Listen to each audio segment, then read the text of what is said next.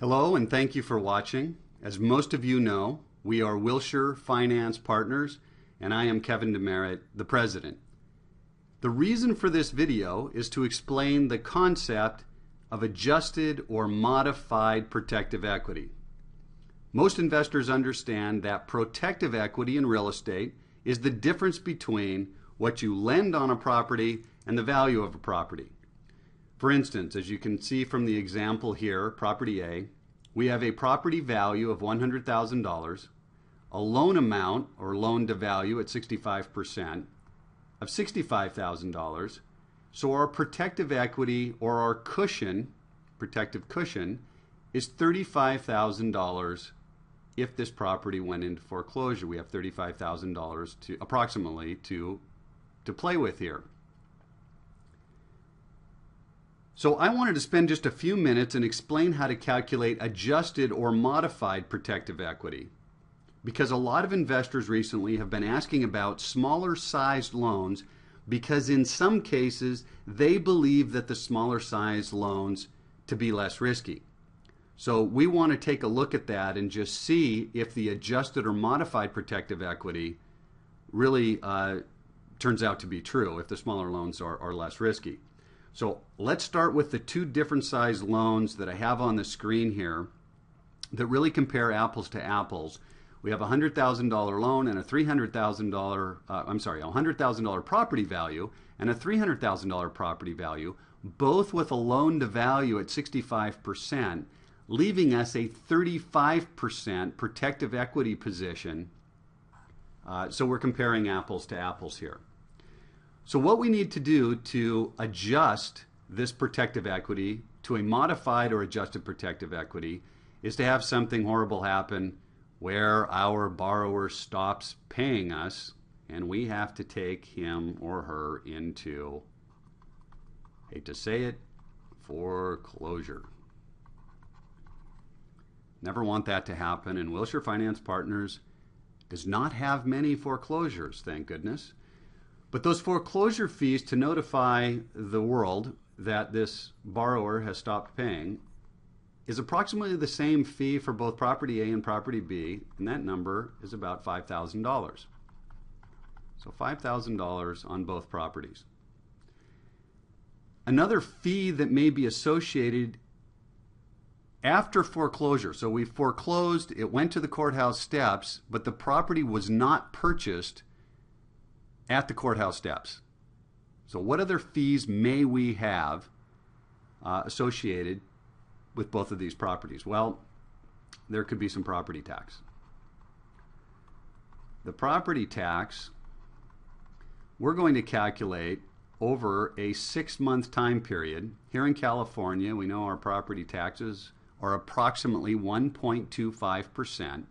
So we take 1.25%, divide it in half, and times it by this 300. We're dividing that 1.25 in half to get to the 6-month period.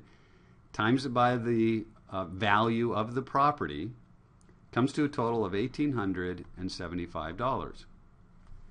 If we do the same with property A, value is a little less, $625, a third. So we calculate the property tax over a 6-month time period. The other expense that we're going to have is we need to sell the property. We're going to have a sales commission. That's typically 5%. And escrow fee, which we always calculate approximately $1,900. So 5% of the $100,000 property to sell it is $5,000. Plus the escrow fee of $1,900 comes to $6,900. In property B, the $5,000 times the $300,000 property value is $15,000 plus the $1,900 comes to $16,900. And the last fee that we are going to use to calculate the adjusted or modified protective equity is what we call protective interest. And we're going to calculate that over a 6-month time period. And protective interest is not the rate of interest that we charged on the loan, which could be 10%, or the default rate interest, once this borrower defaulted on the loan, of maybe 20%, we're going to use the inflation rate. And the reason we're going to use the inflation rate, because as soon as we went into foreclosure, we are there to protect your principal. We are no longer receiving our interest on this loan, our income. We want to make sure that we have the same value of dollars today that it may take to sell this property 6 months into the future. So we take 3.5%, which I'm going to calculate as the current inflation rate, over a 6-month time period on the $195,000 that we've loaned, and that number comes to $3,900. On this $65,000 loan, we're protecting our $65,000 from the rate of inflation, or from inflation, comes to $570. So with these expenses, we are going to now calculate the adjusted or modified protective equity, which is our original protective equity minus these expenses comes to a total of $21,905, or an adjusted or modified protective equity percent. Remember, we were 35% here. This percent now dropped to 21.9%. Let's look at what happened over here.